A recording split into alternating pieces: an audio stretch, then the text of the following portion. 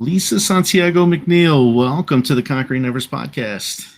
Thank you so much, Brian. I appreciate you for having me on and for creating this platform for helping people to really give the opportunity to share what they've been through to inspire others that they can do the same. Thank you. That means a lot, and I'm glad to have you on the show. I know we've had some scheduling snafus, but I've got you here now, and I know you're super busy, so I want to respect your time. But for those in the audience that are tuning in and they may be meeting you for the first time, would you like to go ahead and tell them a little bit about yourself? Absolutely, absolutely. Thank you for that.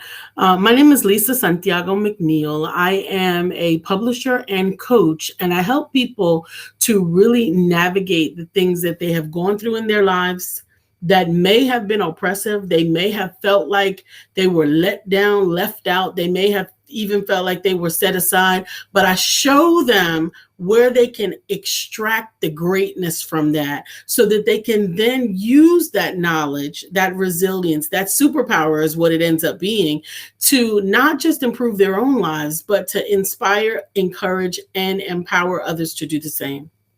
Great. And I know for you, having talked to you in the past, and then the biography that you sent over to me, your life you've got quite the story to tell, and you've been through a lot, and I think it's amazing to see where you're at today and to feel your energy. But let's get into that story a little bit. Yeah. What has led, where did this path to where you're at today begin? It began almost my very first memories were about survival. As young as 2 years old, my mother was very, very young when she had me, and she had my sister right after. My mother was 12 or 13 when she had me, and she had my sister shortly thereafter. There was a season in that where I remember that we were not being taken care of. Just in that period of time, we were not being taken care of. I think I was about two and a half. My sister was crying, and there was no one that was responding. And I knew that when babies cry, you give them a bottle. Mm-hmm. And so I went to look for a bottle, and I found one, but unfortunately it was a sour bottle, and it made the baby sick. And so for a long time, I carried the burden of not understanding how I could get my sister sick. All I was trying to do was to help her, with not even realizing that I was assuming the responsibility of that which others should have been handling. And I continued along that vein for so many years. I continued to be trying to be the caregiver, the caretaker of almost every relationship in my life, and also trying to just survive. There were circumstances when obviously we were taken from our mom because she was not taking care of us at that time. There were circumstances where we felt as if our very, security was challenged, like whether or not we would be able to live where we were at. And I kind of took on the position of, let me keep everybody happy. Let me keep everybody happy in this. Let me make sure that I fill this void, because as long as I keep everybody happy, they're not going to put us out. They're not going to kick us out. And I mean, this is young, as 4 and 5 years old. And it was a lot, but I don't think I realized it as a lot. It was a way of life at that time. And so when I was taken advantage of in those seasons of just trying to please people, and ended up being abused and being molested because you're just trying to be accommodating, right.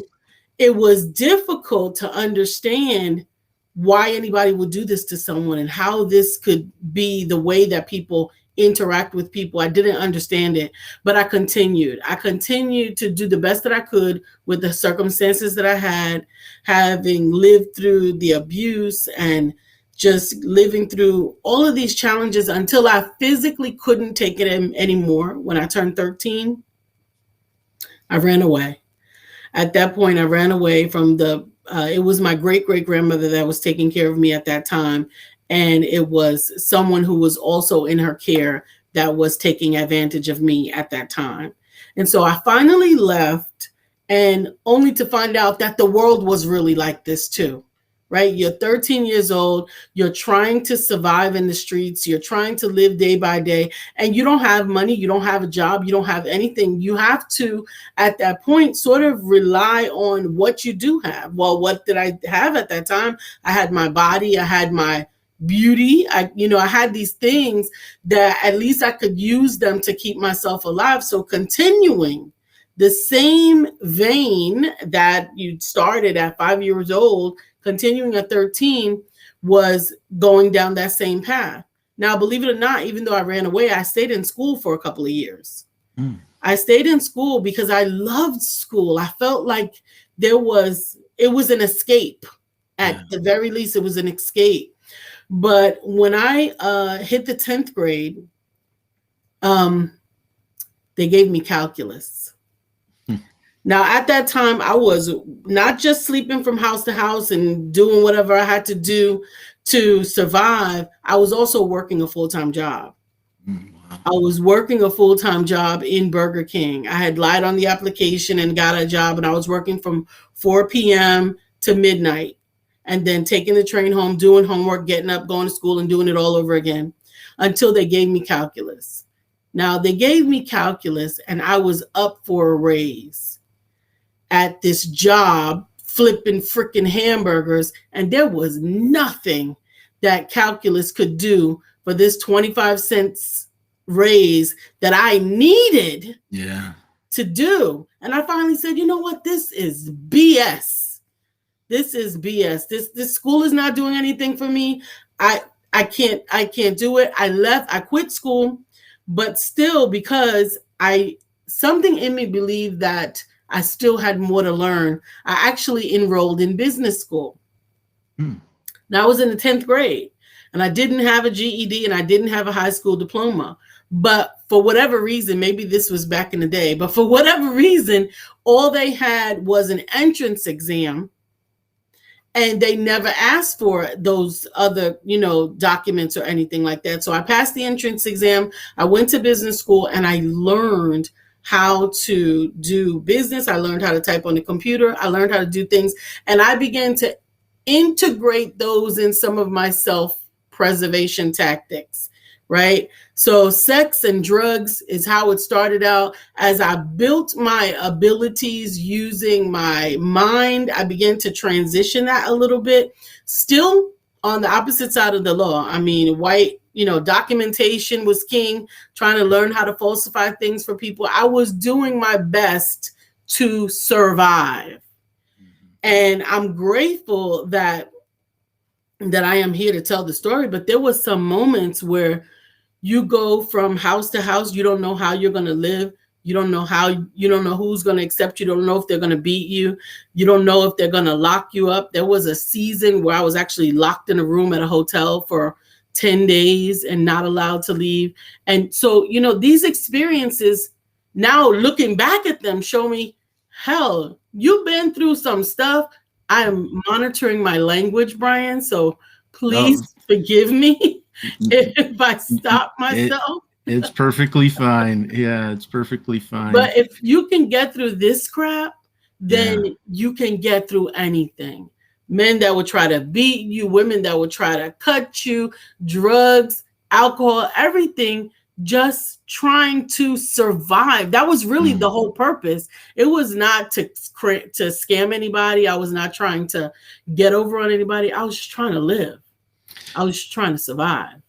When you left, when you had enough of all of the abuse and neglect that was going on, and so you're 13, that's pretty young to step out on your own. Yes. I mean, where were you at mentally and emotionally? Because I would imagine that was a pretty scary moment to step out that door, but because you were looking to survive and get away from it. So I see where the survival kicked in, but where were you at mentally? It's so funny that you asked that, because now that I'm looking back on it, it's almost like I put the fear, the frustration, the angst, all of that was on pause. There was no time for that.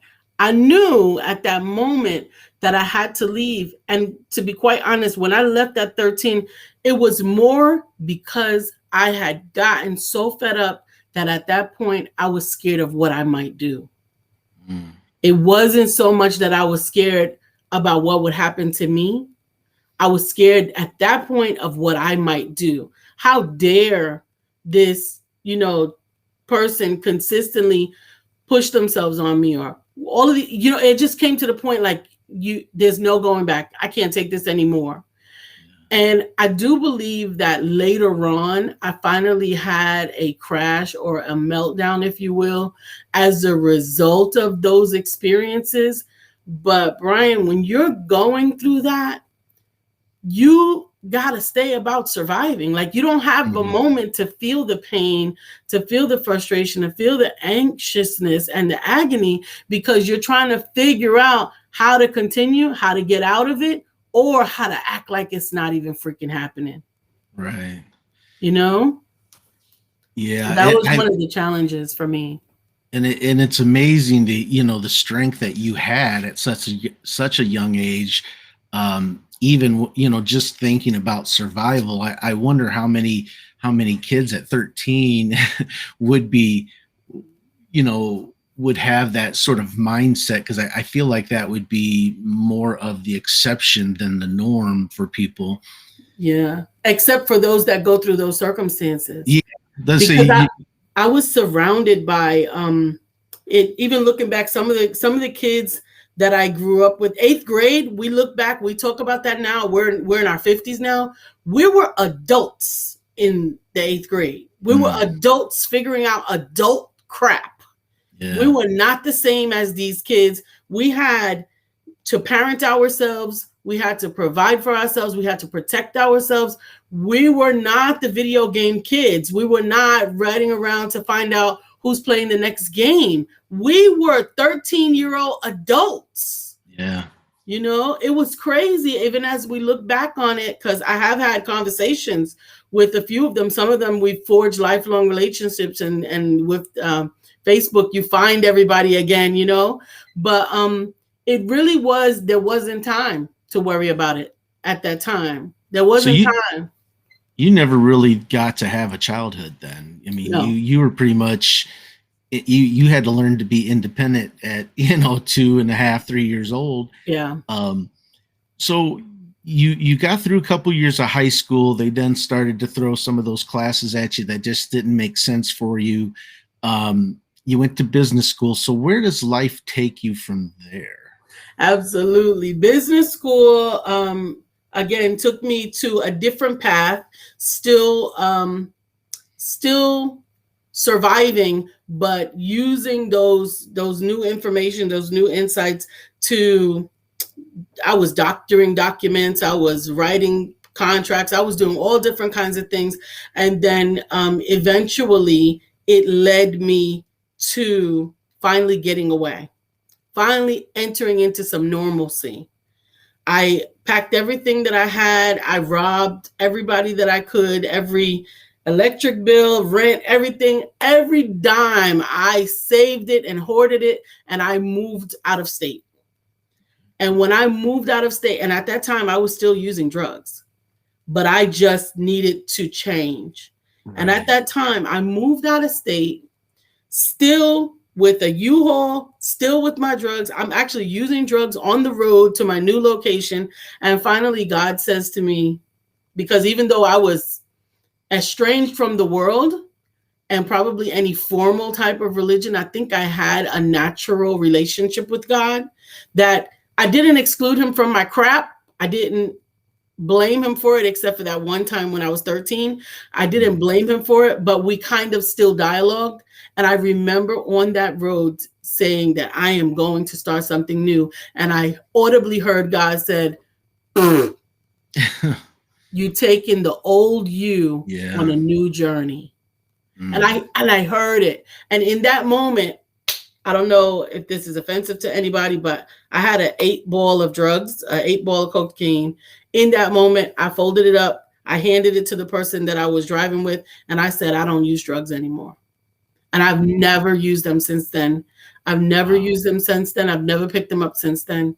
And that was the transition, like the Apostle Paul, that was the road to Damascus experience for me. You can't take an old you on a new journey. Right. And it was like a lightning bolt. It was like, wow, it was like crazy. I moved to my new location, and within 2 days, I got a job.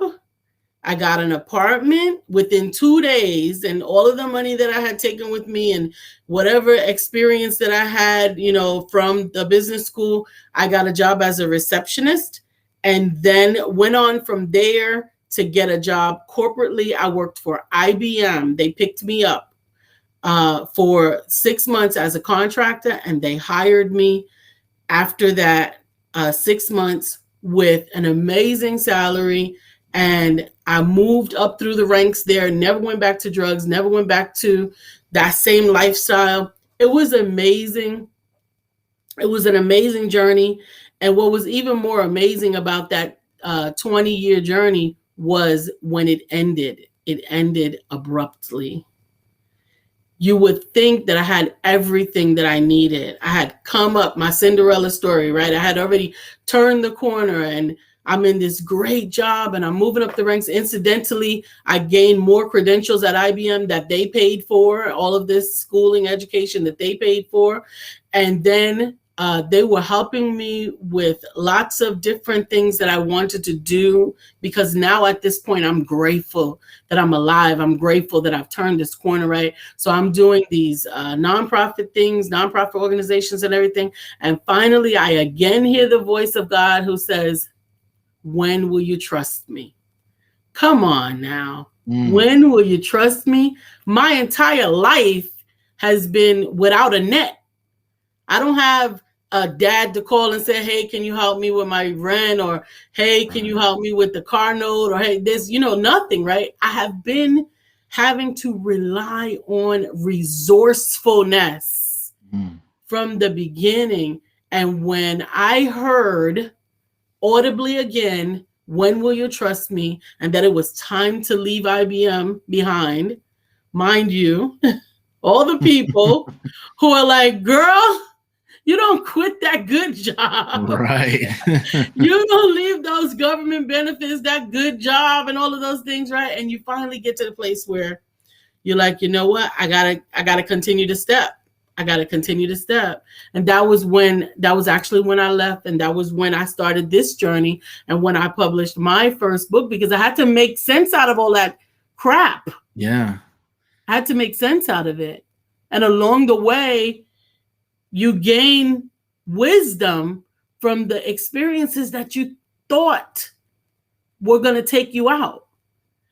And when you look at them on paper, man, they should have took you out. I mean, 13-year-olds can hold down a job and go to school full time and live on the street and don't have scars and, are able to tell the story, right? How many 17-year-old prostitutes have gone on to become senior delivery managers at IBM? How do you proceed if it is not because you are destined for more than the circumstances that you are in? Yeah. That's because even at you'd mentioned you had this connection, you felt connected to God as young as 13, maybe even younger. But until he spoke to you on that journey, that U-Haul journey to the new location, were you engaged in like prayer or anything like that? Yeah, that's a good question, Brian. So I want to say, and I say this often because I respect all religions and I respect people's relationships with God. Mine, I was never introduced to God. I remember him always being there. I didn't know what the formalities were of it, but I knew that he was present with me, even when I didn't understand what he was doing. And that's why I said when I was 13, I invited God to get the hell out of my life. I invited him to leave me alone because at that point, excuse me, at that point, I felt like if this is my life with you in it, I would do better if I was by myself. Yeah. You know, at 13, not understanding that he was aware of what I was going through, but he knew that it was creating something in me that I couldn't get any other way. I couldn't learn this strength. I couldn't learn this resilience. I couldn't overcome these circumstances if I didn't go through these circumstances. Yeah. And so I don't know that it was prayer as much as it was conversation, because like I said, I don't think I mean, I was raised with church, and they showed me church and all the a couple of different religions, and then through relationships I gained other religions or whatever, but it never transcended beyond, in my mind, this one-on-one, hey God, what's up? Why am I doing this now? Why, this communication conversation was more transformational and transcendent to me than any of the ritualistic religious relationships that were introduced to me. I'm grateful for that, because I think that I could have easily become agnostic or atheist if it were only a ritual that was tying me, or a tradition that was tying me to the true source of my strength, which I didn't even fully understand while it was building. Yeah. Yeah, in your story and everything that you've shared with us, it reminds me of a quote that I heard by T.D. Jakes, and I probably won't say it exactly right, but he had said something along the lines that sometimes you have to run. God sends you running through the fire to burn up that in which it's chasing you. Yeah. And I almost feel like that was kind of, and then another aspect of faith is that, we all have,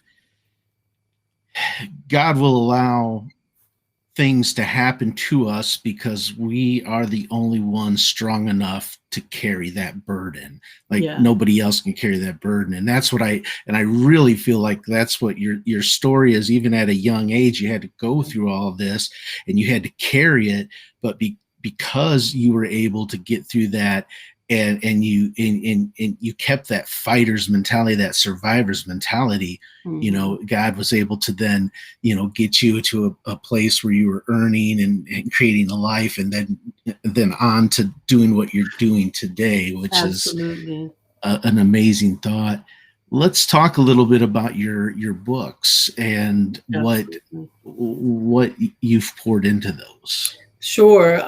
So the book that helped me to begin to understand what was going on is Discovering Your Why. Discovering Your Why, A Journey to Wholeness was the first book that I published, that I wrote. And this really is a inside look at those stages in my life where I felt like I was by myself, where I was using drugs, where my relationship was crazy, my first marriage was overwhelming, all of these different things where I thought, these are not making sense. This is hurting me. This is crazy. And I know that there are other people that are going through seasons and stages in their life that they're in the midst of it. They can't make sense of it. And so that's what this was. But it is not cute. It is not cute. It was not accepted widely in some of the spiritual environments, because I am an ordained pastor and I am a licensed minister. And some of those environments were wanting it to be more Jesus-y and more goddish, right? And here's the thing, until it wasn't. And I don't want to tell a fake story. Right. Right. So I'm not going to tell a fake story. I'm not going to tell you that and everything was blessed and all was great in the land. That's not the way it happened. It was ugly. It was hurtful. There was profanity. There was drugs. There was sex. It was real. And so when I released this book, I got a lot of pushback. Although it became a best-selling book, the the audience that I wanted it for. I wanted it for some of my sisters that were in the church that were still being oppressed instead of released by the freedom and the power and the strength that they had in them, but we couldn't get it to them. And so because the language was not accepted, hold on, I'm going to show you the other one. Sure. So because the language was a little bit much for some people, I actually turned it into a children's book. And we call this a not just for children's book, the tiniest little acorn. Even as you shared with the story where God fits the burden to the back, right? This story is about a tiny little acorn that was crushed under the earth, that was isolated, cold, wet, and alone, and cried out in the darkness because it felt that it was forsaken. While there was a beautiful pine cone that was above the earth, that people would take home these pine cones and do crafts and hang them on their door and display them in beauty. And finally, the acorn cried out, and a mighty oak tree responded, "Why are you crying?" And she simply said, "Listen, I'm tired of getting crushed and being left and being broken and being pushed down and being cast aside." And the mighty oak tree says, "You observe well, but you understand not. Because these conditions that you are in are the exact conditions required for you to become a mighty oak tree." And that pine cone will forever be known as the tree that will never be. And it's just I've never wanted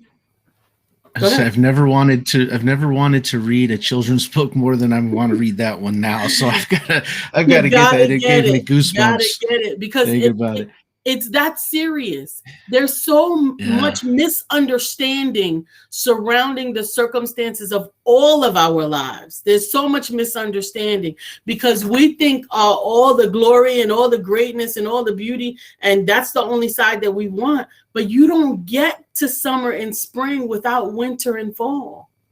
You don't get them. And so that was that book. That was the one that followed the Discovering Your Why. This is actually the children's version of this, quite honestly, is what it is. And then finally, I created this book, Raised by Chickens.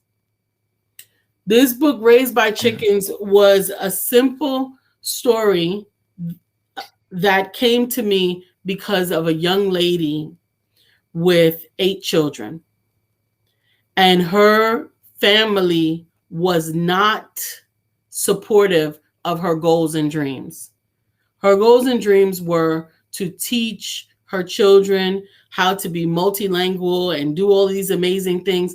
But the family was like, "You just a baby mama. You can't do this. You can't do that. You can't be anything."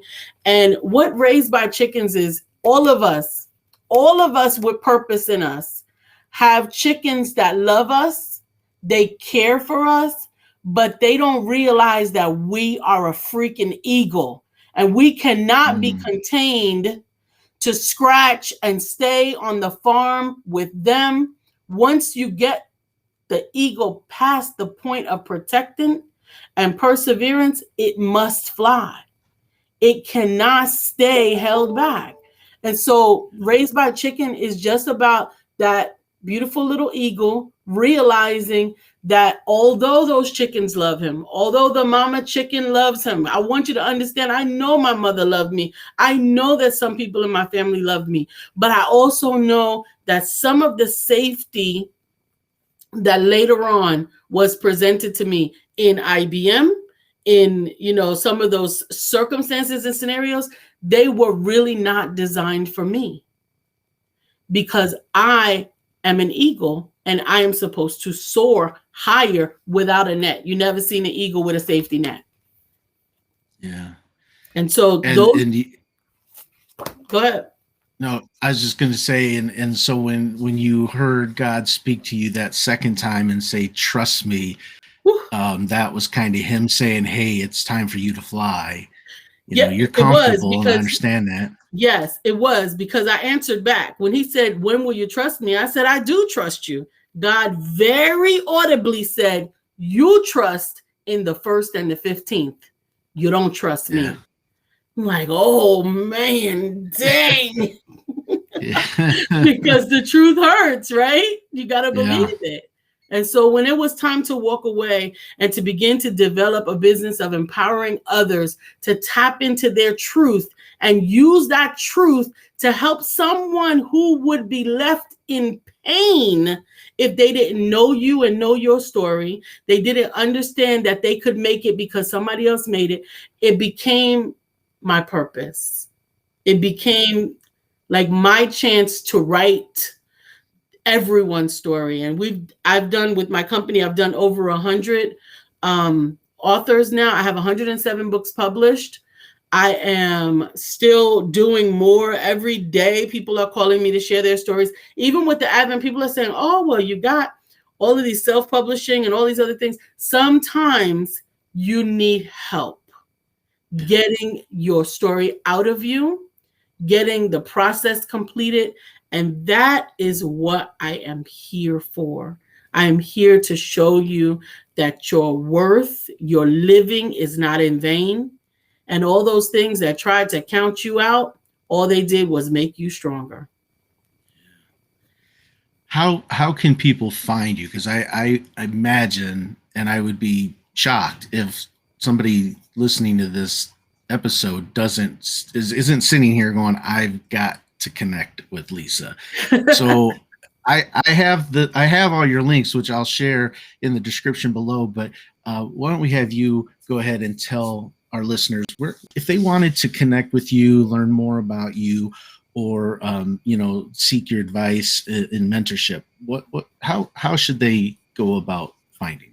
Absolutely. The easiest way would be to go to my website, IamLisaSantiago.com. And as much as you can read and find and all of that, I like to interact with people one-on-one. And you can schedule a complimentary consultation so that we could hear and decide together what's the right path for you. Whether it's working with me, whether it's working on your own, whether you just need support in your process, we can discuss that together. And I have lots of interesting information on there, as well as a free ebook on how to write a book that sells in 7 simple steps on the website, IamLisaSantiago.com, because I know that even though God is everywhere, I know that in the Christian faith, it talks about sometimes you need to touch the hem of Jesus's garment, right? I also know that sometimes you are the only garment that someone is willing to touch. Your experiences, you specifically, are the only experience that resonates with someone else that will allow them to say, "I am ready, I can do this, and I am equipped." And so I think that we all have a responsibility to do that for one another. You are definitely a motivator and an inspiration. You've got me inspired to. I've been writing a book, and and I've kind of put it on the back burner and made it my more of my hobby. And now you've got me going, okay, now I've got to get my story out there. Absolutely, Brian. Yeah. That's one of the lessons that I teach. It's called the sin of the desert. You don't want to know where the water is and don't tell anybody. That's the sin of the desert. You have the answer that someone is still in pain with, and you have the answer, but you're not sharing it. That's we don't even realize the amount of selfishness is in that. That we have to get beyond, "Oh, I don't have time, I don't have money, I don't have ability, I don't have all of that." But you have somebody sitting aside from you who is still suffering with something that life has already taught you. We have a responsibility to get that message out. And I hope I get to help you with it. Thank you. Yeah, you may see me pop into your mailbox there on the website. I'm definitely going to check it out more than I already have, and yeah. But I truly appreciate you coming on the show. I know you're a very busy woman. So I appreciate your time and just sharing your story. It is a hard story. Just even with me reading it, I Yeah. felt like I felt that pain along with you, and just all that you've had to go through to get where you're at today. I can't imagine. I've had my struggles as in childhood, and I've had episodes of abuse, but I don't feel like that's anything in comparison to what you had to go through, especially leaving home at 13. But thank Yeah. you so much for being on the I'm show. I'm And grateful. I'm grateful. But don't minimize your pain or your purpose. Every one of us yeah, is impacted differently. And I'm grateful that you survived what you've gone through. thank you. Well, hang tight. I'm gonna have a little post show wrap up with you, but thank you, and I look forward to talking again soon. Thank you. And thank you so much for having me on.